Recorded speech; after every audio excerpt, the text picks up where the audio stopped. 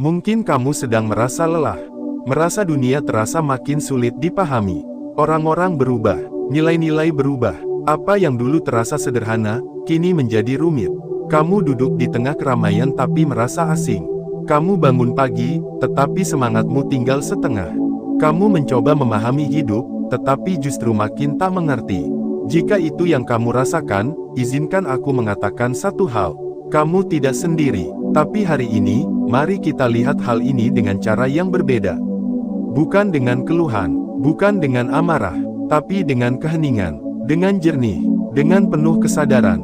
Bukan dunia yang kacau, tapi caramu melihatnya. Dan bila kamu mendengarkan ini sekarang, mungkin ini waktunya kamu berhenti menuding keluar dan mulai menoleh ke dalam. Sebelum kita terlalu jauh, tanyakan ini pada dirimu, sejak kapan kamu mulai percaya bahwa dunia ini memburuk? Apa karena berita, media sosial, atau karena hatimu terlalu sering dikecewakan oleh ekspektasimu sendiri? Mari kita mulai dari sini, dari kejujuran kecil yang sering kita hindari. Bayangkan kamu melihat genangan air di jalan. Seseorang lewat dan melihatnya sebagai hal yang menjijikkan. Tapi anak kecil lewat dan bermain dengan bahagia. Genangan yang sama, reaksi yang berbeda. Dunia tidak berubah, tapi pikiran manusialah yang memberi makna.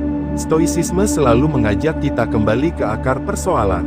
Mengajarkan kita bahwa penderitaan bukan berasal dari peristiwa di luar diri, melainkan dari penilaian kita terhadap peristiwa itu. Epictetus mengatakan, bukan peristiwa yang melukai kita, tetapi penilaian kita terhadap peristiwa itu. Hari ini banyak orang merasa dunia telah kehilangan arah. Tapi mari kita jujur, apa yang membuat kita berpikir begitu? Apakah dunia memang semakin kacau, atau kita yang kehilangan kemampuan untuk melihat secara jernih? Kita mengira hidup ini makin berat.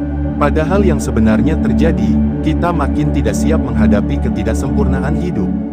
Kita mengharapkan kenyamanan konstan, stabilitas tanpa gangguan, dan respons positif dari semua orang. Kita ingin dunia menyesuaikan diri dengan mood kita. Dan ketika dunia tidak melakukannya, kita merasa dikhianati. Padahal dunia tidak pernah berjanji akan sesuai dengan keinginan kita. Di titik inilah kebijaksanaan stoik mengajarkan kita satu hal yang sangat penting, jangan berharap dunia akan berubah agar kamu bisa tenang. Tapi ubahlah cara pandangmu terhadap dunia, agar kamu bisa hidup dengan damai di tengah kekacauan sekalipun. Itulah mengapa konten ini dibuat. Bukan untuk membuatmu nyaman, tapi untuk membantumu melihat dengan cara baru. Cara yang tidak bergantung pada suasana hati, bukan juga pada keberuntungan, tapi pada kesadaran dan pengendalian diri. Jika kamu mendengar ini dan merasakan sesuatu bergetar di dalam dirimu, itu bukan kebetulan. Barangkali ini adalah waktumu untuk mulai memperhatikan bukan dunia di luar sana, tapi dunia kecil yang kamu bawa kemana-mana pikiranmu. Sekarang mari kita telusuri lebih dalam. Pernahkah kamu menyadari bahwa kita sangat cepat menilai? Ketika seseorang berbicara kasar, kita langsung berpikir dia jahat. Ketika pekerjaan tidak sesuai rencana, kita mengira dunia sedang melawan kita. Padahal bisa saja orang itu sedang lelah. Atau mungkin memang harapan kita terlalu tinggi terhadap sesuatu yang tidak pasti. Marcus Aurelius, kaisar Romawi sekaligus filsuf Stoik, menulis dalam Meditations, jika kamu terganggu oleh sesuatu dari luar, penderitaan itu bukan karena hal tersebut, tetapi karena penilaianmu terhadapnya, dan kamu punya kekuatan untuk menghapus penilaian itu. Kata-kata ini sederhana, tapi membawa kebenaran besar.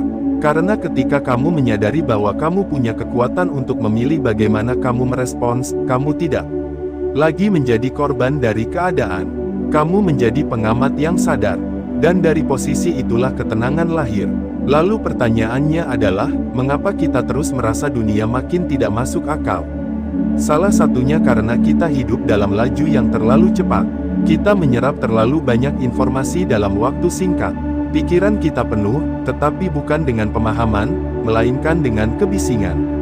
Kita tahu terlalu banyak tentang hal-hal yang tidak perlu, dan terlalu sedikit tentang diri kita sendiri. Ketika kita tidak punya waktu untuk duduk dalam diam, kita kehilangan koneksi dengan diri kita sendiri. Dan ketika itu terjadi, kita tidak tahu lagi dari mana sumber keresahan kita berasal. Maka kita pun menunjuk keluar, menyalahkan keadaan, menyalahkan orang, menyalahkan dunia, Padahal keresahan itu lahir dari ketidaksiapan kita untuk menghadapi hidup sebagaimana adanya. Aku ingin kamu berhenti sejenak sekarang. Tarik napas perlahan, lalu tanyakan ini, apakah benar dunia ini sepenuhnya kacau, ataukah aku hanya belum cukup belajar melihat secara utuh? Karena banyak orang hidup seperti berjalan dengan kacamata yang kotor. Mereka melihat segalanya buram, lalu menyimpulkan bahwa dunia memang suram. Tapi mereka lupa, yang perlu dibersihkan bukan dunia, melainkan kacamatanya sendiri. Dalam hidup, kamu tidak bisa menghindari kemacetan, kehilangan, kesalahpahaman, atau kritik. Tapi kamu bisa memilih bagaimana kamu menanggapi semua itu. Itulah mengapa Stoik menganggap pengendalian diri adalah kunci kebahagiaan sejati. Karena ketika kamu tidak bisa mengendalikan dunia, kamu masih bisa mengendalikan dirimu sendiri. Di titik ini, mari kita ajak diri kita untuk sedikit lebih rendah hati. Jangan terburu-buru menilai dunia, jangan cepat-cepat marah pada keadaan, dan jangan langsung percaya bahwa semua kacau hanya karena tidak sesuai dengan ekspektasimu. Bisa jadi bukan dunia yang perlu diperbaiki, tapi caramu memandangnya yang perlu dilatih. Banyak dari kita berpikir bahwa ketenangan akan datang ketika masalah selesai, ketika orang lain berubah, atau ketika lingkungan menjadi ideal. Tapi hidup bukan seperti itu. Masalah akan selalu datang, orang tidak selalu bisa berubah, lingkungan tidak selalu ramah. Maka satu-satunya jalan untuk menemukan kedamaian adalah dengan menciptakannya dari dalam. Dan untuk menciptakan ketenangan dari dalam, kamu perlu melatih cara pandangmu. Belajar untuk tidak terlalu cepat bereaksi. Belajar untuk tidak menyerap segalanya secara emosional. Belajar untuk melihat segala sesuatu sebagaimana adanya, tanpa tambahan dramatisasi atau penolakan yang berlebihan. Karena seringkali yang membuat kita lelah bukan peristiwanya, tapi cerita di kepala kita tentang peristiwa itu. Kita mengulang-ulang kejadian, menambahkan bumbu emosi, dan akhirnya menciptakan penderitaan yang lebih besar dari kenyataan. Itulah mengapa Stoik mengajarkan prinsip dichotomy of control, ada hal-hal yang bisa kita kendalikan, dan ada hal-hal yang tidak. Fokuslah pada yang bisa kamu kendalikan, dan lepaskan yang tidak. Dan kamu tahu apa yang selalu bisa kamu kendalikan. Cara pandangmu. Jadi, jika kamu masih berpikir bahwa dunia makin kacau, tanyakan ini sekali lagi. Apakah dunia benar-benar berubah? Ataukah aku yang belum mengasah kepekaan dalam memaknai? Kita semua sedang belajar, tidak ada yang langsung jernih. Tapi kabar baiknya adalah, kejernihan bisa dilatih. Dan proses itu dimulai ketika kamu berhenti menyalahkan luar dan mulai memperbaiki dalam. Di bagian selanjutnya, kita akan masuk lebih dalam tentang bagaimana sudut pandangmu membentuk realitas. Kita akan lihat bagaimana dua orang bisa mengalami hal yang sama, tapi bereaksi sangat berbeda. Dan dari situ, kita akan pelan-pelan memahami bahwa bukan kenyataan yang paling menentukan rasa damai, tapi pikiran kita sendiri. Terima kasih telah menyimak sampai di sini. Jika kamu masih bersama kami, itu artinya hatimu masih terbuka. Dan selama hatimu terbuka, selalu ada ruang untuk tumbuh. Kita akan lanjutkan di bagian berikutnya, dan semoga setelah ini, kamu akan melihat dunia bukan seperti yang dia mau, tapi seperti yang kamu pilih untuk lihat. Kamu masih bersama kami. Dan itu bukan kebetulan, karena ada bagian dari dirimu yang tahu, bahwa di balik segala kebisingan dunia modern, ada suara kecil yang terus berbisik, ada cara lain untuk melihat semua ini. Dan suara itu tak akan berhenti sampai kamu mendengarkannya dengan sungguh-sungguh. Sebelum kita melanjutkan lebih dalam, izinkan aku bertanya satu hal. Jika dua orang mengalami situasi yang sama, tapi bereaksi dengan cara yang sangat berbeda, siapa yang menciptakan makna dari situasi itu? Jawabannya, masing-masing dari mereka. Inilah kekuatan cara pandang, dan inilah inti dari stoisisme, bahwa persepsi kita terhadap dunia lebih menentukan kenyataan batin kita daripada dunia itu sendiri. Pernahkah kamu memperhatikan hal ini? Ada orang yang kehilangan pekerjaan dan langsung merasa dunia runtuh. Tapi ada juga yang kehilangan pekerjaan dan melihatnya sebagai kesempatan untuk mengevaluasi ulang hidupnya. Kejadian yang sama, tapi maknanya berbeda. Bukan karena dunia berbeda, tetapi karena pikiran mereka membingkai kenyataan dengan cara yang tidak sama. Banyak dari kita hidup seperti sedang memakai filter yang tidak pernah dilepas. Filter ini terbentuk dari trauma, pengalaman masa lalu, ekspektasi, dan ketakutan. Kita melihat segalanya bukan sebagaimana adanya, tapi sebagaimana kita terbiasa melihatnya. Kita menilai orang berdasarkan luka yang belum sembuh. Kita menilai situasi berdasarkan kegagalan yang belum kita terima. Kita melihat masa depan berdasarkan ketidakpastian yang kita takutkan. Kita jarang benar-benar melihat dunia. Yang kita lihat hanyalah cerminan dari pikiran kita sendiri. Marcus Aurelius menulis, kehidupanmu dibentuk oleh pikiranmu. Jika pikiranmu jernih, hidupmu akan jernih. Itu artinya, persepsi kita bukan hanya mempengaruhi perasaan kita sesaat, tapi bisa mengubah arah hidup kita secara keseluruhan. Dan itu bisa terjadi dalam hal-hal kecil. Bayangkan kamu sedang dalam perjalanan, lalu seseorang memotong jalurmu dengan kasar. Jika kamu berpikir orang itu tidak sopan, kamu mungkin langsung marah. Tapi jika kamu berpikir orang itu sedang terburu-buru karena keadaan darurat, kamu mungkin justru merasa iba. Situasinya sama, tapi pikiranmu menentukan emosi yang muncul. Dari situlah Stoik mengajak kita melatih awareness. Menyadari bahwa antara stimulus dan respons, selalu ada ruang untuk memilih. Dan di sanalah kebebasan kita berada. Coba renungkan ini, berapa banyak keputusan yang kamu ambil hari ini berdasarkan asumsi, bukan kenyataan. Berapa banyak waktu yang kamu habiskan untuk merasa terancam oleh sesuatu yang bahkan belum tentu terjadi? Berapa banyak energi yang terbuang untuk merespons hal-hal yang sebetulnya tidak perlu kamu reaksi? Kita sering lupa bahwa tidak semua hal harus diberi makna. Tidak semua komentar harus direspons. Tidak semua peristiwa harus dimaknai secara pribadi. Seringkali, kita terlalu cepat merasa diserang, terlalu cepat merasa gagal, terlalu cepat merasa bahwa hidup sedang melawan kita. Padahal bisa jadi, yang sebenarnya terjadi hanyalah hidup sedang berlangsung tanpa niat baik maupun buruk. Hidup hanya berjalan, dan kita yang menaruh makna berlebihan. Stoicisme tidak pernah mengajarkan kita untuk menjadi dingin atau tidak peduli. Tapi ia mengajarkan kita untuk bijaksana dalam memilih apa yang layak diperhatikan, dan apa yang bisa dilepaskan. Ketika kamu belajar melihat sesuatu sebagaimana adanya, kamu mulai menyadari bahwa sebagian besar rasa sakitmu bukan berasal dari realitas, tapi dari penolakanmu terhadap realitas itu. Kamu menginginkan orang lain selalu mengerti kamu, tapi mereka juga sibuk memahami dirinya sendiri. Kamu berharap semuanya berjalan sesuai rencana, tapi dunia tidak tunduk pada rencanamu. Kamu ingin dipahami, dicintai, dihargai. Tapi tak semua orang tahu caranya memperlakukanmu dengan baik. Dan ketika semua itu tidak terjadi, kamu kecewa. Padahal kamu bisa saja memilih untuk tidak berekspektasi terlalu tinggi.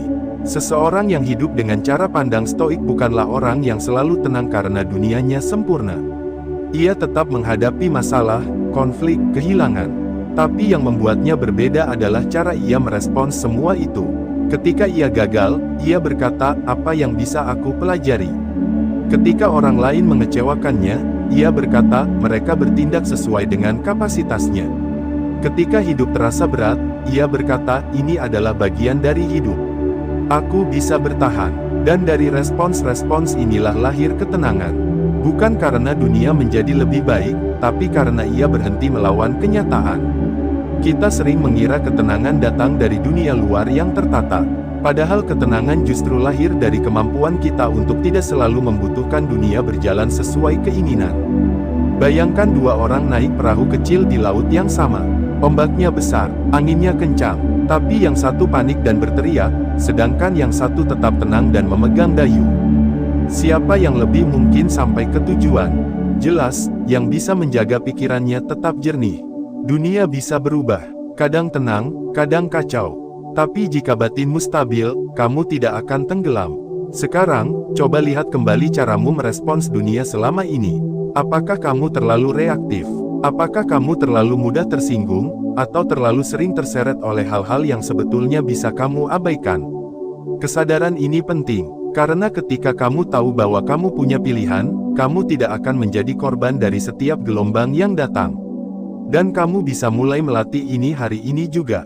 Saat kamu melihat kabar buruk, alih-alih mengeluh, kamu bisa bertanya, "Apa yang bisa kulakukan dengan tenang dan bijak?" Saat orang lain bersikap tidak adil, kamu bisa berkata dalam hati, "Aku tidak bisa mengatur orang lain, tapi aku bisa mengatur responku." Saat dunia terasa kacau, kamu bisa kembali ke napasmu, dan berkata, aku memilih untuk tetap tenang. Satu hal yang sering membuat kita lupa adalah bahwa kita punya kekuatan untuk memilih sudut pandang. Dan sudut pandang bukan sesuatu yang pasif. Ia bisa dilatih. Seperti otot yang perlu digerakkan agar kuat, pikiran juga perlu dilatih agar jernih. Dan latihan itu tidak selalu besar, kadang hanya butuh jeda 1 detik sebelum bereaksi. Kadang hanya perlu diam sejenak sebelum memberi penilaian. Kadang hanya perlu mengamati, bukan langsung menyimpulkan. Dalam stoisisme, ketenangan bukan datang dari dunia yang tak bergerak, tapi dari hati yang tidak terburu-buru. Di bagian sebelumnya, kita telah membahas bahwa dunia tidak berubah, tapi persepsimu yang membuatnya tampak berbeda. Dan sekarang kita bisa mulai memahami bahwa persepsi itu bisa dilatih. Dan hasil dari latihan itu adalah batin yang lebih stabil. Bayangkan bagaimana hidupmu akan berubah jika kamu tidak mudah terpancing oleh emosi orang lain. Jika kamu bisa melihat peristiwa tanpa terburu-buru mengaitkannya dengan dirimu. Jika kamu bisa berkata dalam hati, aku memilih untuk tidak terbawa suasana ini. Itulah kebebasan sejati. Bukan bebas dari masalah, tapi bebas dari kendali emosi yang tidak perlu. Sampai di sini, kamu mungkin mulai menyadari satu hal, bahwa cara pandangmu terhadap dunia tidak hanya membentuk suasana hatimu, tapi juga membentuk caramu hidup. Dan ketika kamu memilih untuk melihat dunia dengan kejernihan, kamu tidak hanya membuat hidupmu lebih tenang, tapi juga memberi ketenangan bagi orang-orang di sekitarmu. Karena dunia ini sudah cukup bising. Yang dibutuhkan adalah orang-orang yang bisa tetap tenang, yang bisa memberi ruang, yang bisa menunjukkan bahwa cara berpikir yang jernih masih mungkin dilakukan. Dan kamu bisa menjadi orang itu. Di bagian selanjutnya, kita akan menyelami bagaimana ketenangan tidak bergantung pada keadaan di luar, tapi lahir dari latihan batin yang konsisten. Kita akan lihat bagaimana orang-orang bijak tetap bisa berdiri tenang bahkan di tengah badai kehidupan. Karena pada akhirnya, dunia tidak akan pernah berhenti bergerak. Tapi kamu selalu bisa memilih bagaimana kamu ingin berjalan di dalamnya. Sampai jumpa di bagian ketiga. Dan ingat, kamu selalu punya pilihan, memperkeruh pandanganmu, atau menjernihkannya. Dunia tidak akan menunggu, tapi kamu bisa memutuskan bagaimana kamu ingin melihatnya. Jika kamu masih mendengarkan sampai bagian ini, itu artinya kamu punya satu kualitas penting yang tidak dimiliki semua orang, kesediaan untuk memahami. Kesediaan untuk tidak langsung menyimpulkan, tidak buru-buru menyalahkan, dan tidak mencari kenyamanan instan dari penjelasan dangkal. Dan justru disitulah awal dari ketenangan yang sesungguhnya bisa lahir. Kita sudah membahas bahwa dunia tidak berubah, yang berubah adalah cara pandang kita.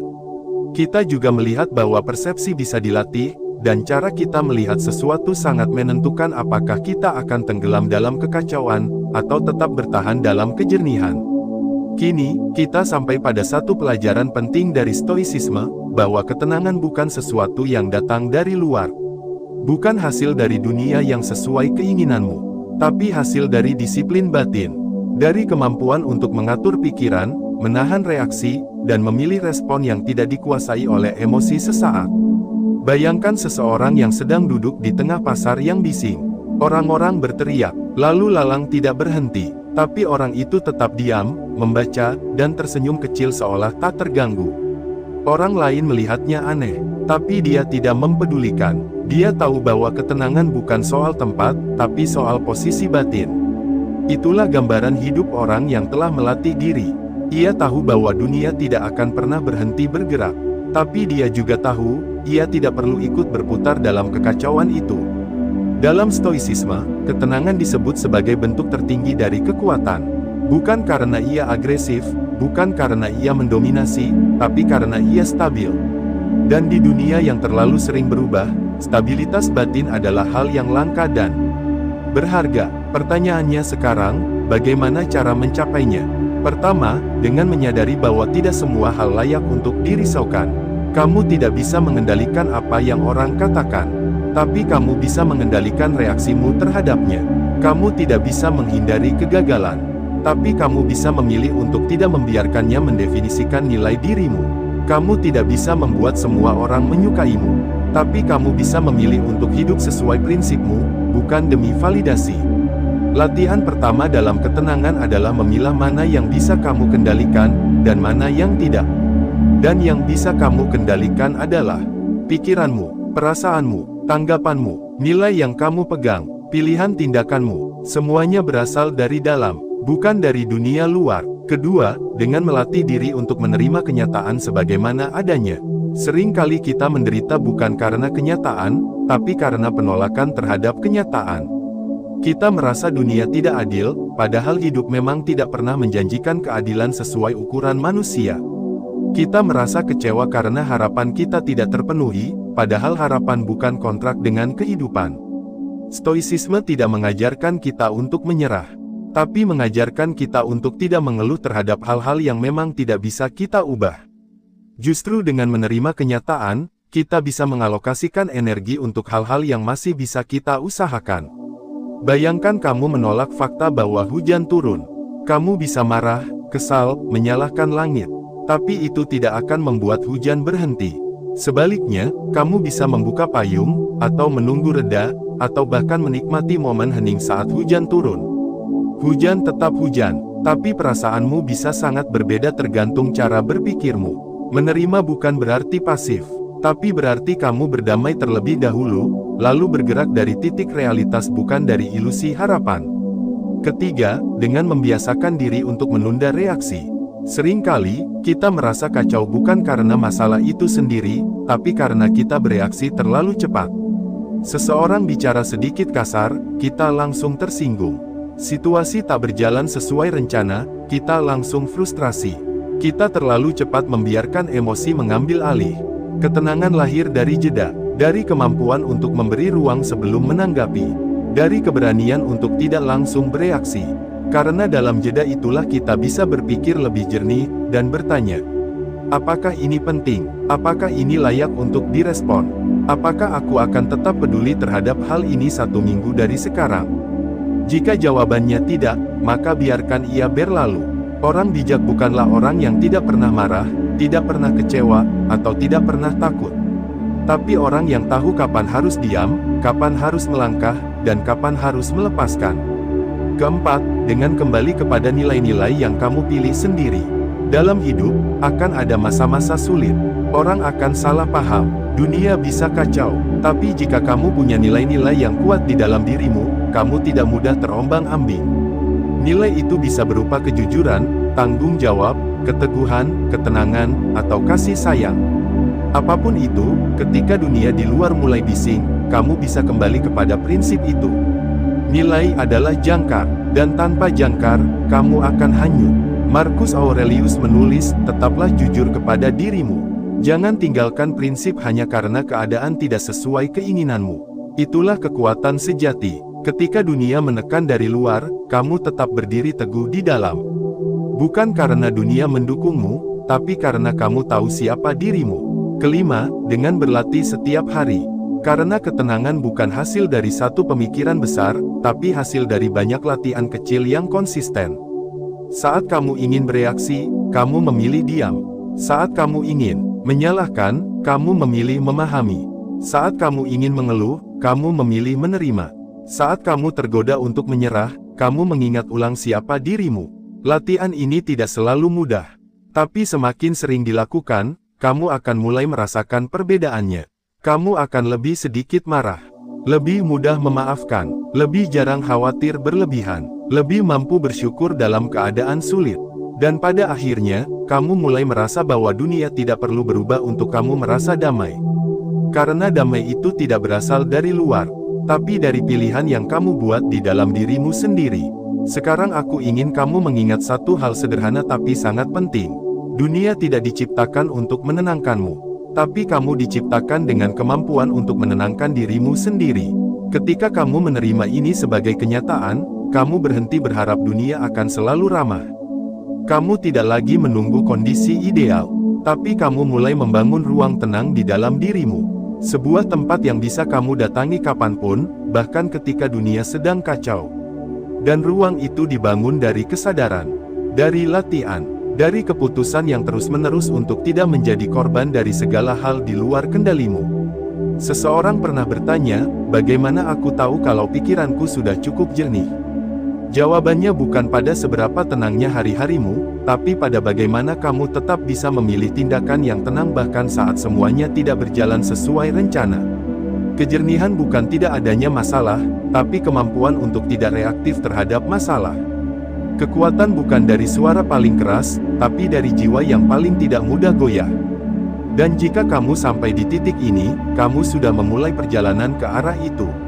Sebagai penutup bagian ini, mari kita renungkan satu kalimat ini.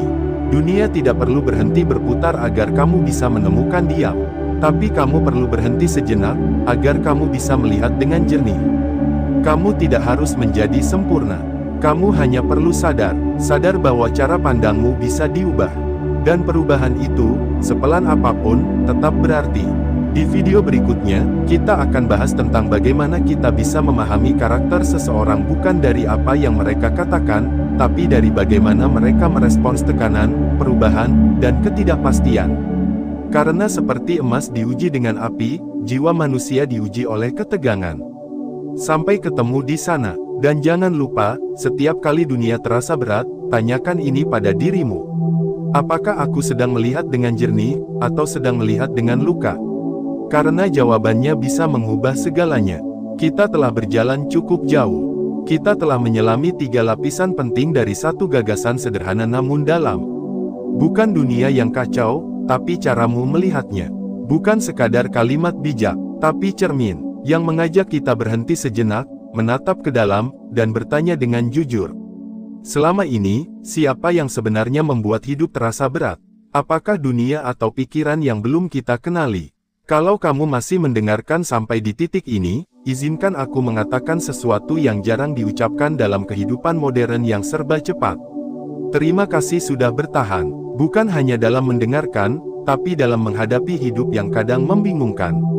Selama hidup, kita diajari untuk berlari, mengejar sesuatu, memperbaiki sesuatu, membuktikan sesuatu. Kita merasa harus selalu melakukan.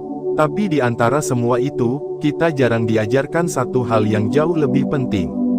Bagaimana cara melihat? Karena tanpa cara melihat yang jernih, apapun yang kita kejar akan terasa tidak cukup. Tanpa kejernihan, dunia yang damai pun bisa terasa mengancam.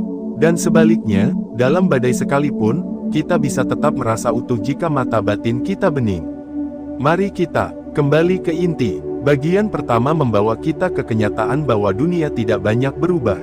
Yang berubah adalah pikiran kita, harapan kita, kacamata yang kita pakai. Dan dari sinilah, penderitaan sering dimulai. Bukan karena dunia kejam, tapi karena kita tidak siap menerima bahwa dunia tidak akan selalu sesuai harapan. Bagian kedua memperdalam kesadaran itu. Kita melihat bahwa persepsi kita membentuk realitas. 2 orang bisa menghadapi kejadian yang sama, tapi bereaksi berbeda. Karena bukan apa yang terjadi yang menentukan pengalaman, melainkan bagaimana kita memaknainya. Dan makna, lahir dari pikiran yang terlatih.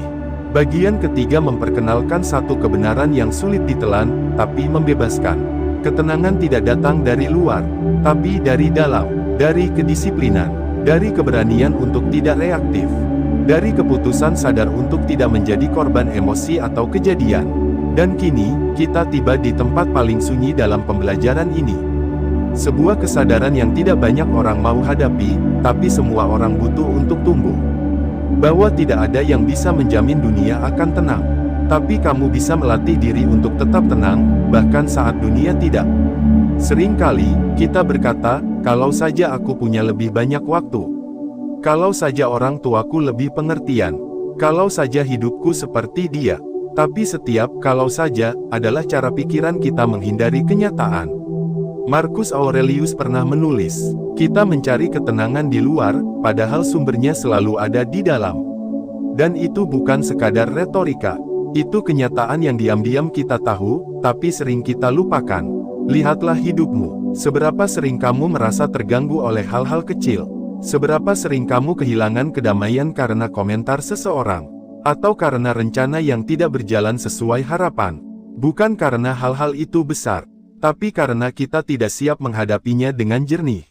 Di titik ini, pertanyaannya bukan lagi, kenapa hidup ini sulit?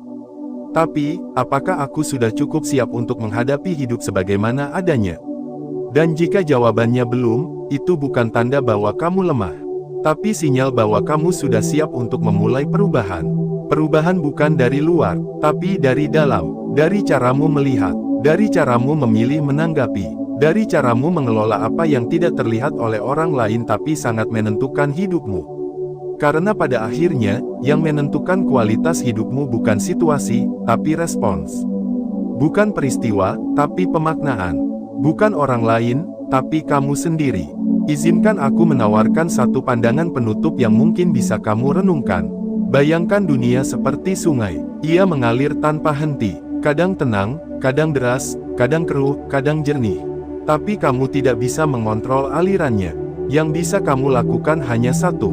Belajar berenang. Dan dalam hidup, berenang bukan tentang kekuatan fisik, tapi tentang ketahanan mental, tentang kejernihan pikiran, tentang kemampuan untuk tetap memilih tindakan sadar, bahkan saat arus terasa kuat. Apa yang bisa kamu bawa dari semua ini?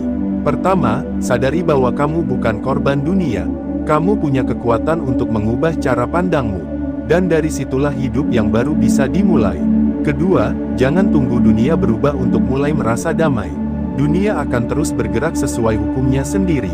Tapi kamu bisa memutus siklus reaksi. Kamu bisa menciptakan ruang tenang di antara kekacauan. Ketiga, mulailah dari hal-hal kecil. Saat kamu tergoda untuk marah, ambil jeda 1 detik. Saat kamu merasa dunia tidak adil, tanyakan, apa yang masih bisa kulakukan hari ini? Saat kamu merasa kecewa, tanyakan, apakah ini betul-betul penting, atau hanya ekspektasi yang tak terpenuhi? Dan terakhir, sadari bahwa latihan ini tidak akan selesai dalam semalam, karena hidup adalah latihan panjang. Dan setiap hari memberi kita kesempatan untuk melihat ulang, berpikir ulang, dan hidup ulang dengan lebih sadar. Jika semua ini terasa berat, itu wajar, karena melatih pikiran tidak mudah. Tapi seperti otot, semakin sering dilatih, semakin kuat ia menjadi. Dan kamu akan mulai melihat hasilnya dalam hal-hal kecil. Kamu tidak lagi mudah tersinggung. Kamu lebih sabar mendengarkan. Kamu bisa menertawakan hal-hal yang dulu membuatmu kesal. Kamu bisa duduk sendiri dan merasa cukup. Itu semua bukan hasil dari dunia yang berubah, tapi dari dirimu yang berubah. Dan perubahan seperti itu tidak bisa diambil oleh siapapun. Dalam hidup, kamu akan bertemu banyak hal. Orang yang mengecewakanmu, rencana yang gagal, hari-hari yang tidak berjalan sesuai rencana. Tapi kamu juga bisa bertemu dengan dirimu yang baru. Dirimu yang lebih tenang, lebih jernih, lebih sadar, dan lebih memilih untuk melihat dunia bukan dari